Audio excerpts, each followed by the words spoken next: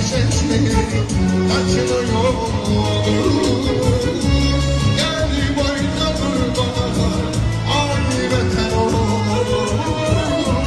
Düşe yayladır, siz duman. Hani bülbülümün gözleri dolu.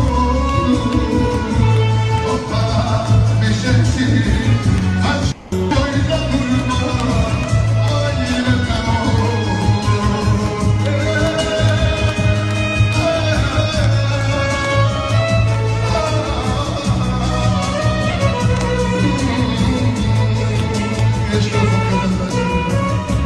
Allah sizleri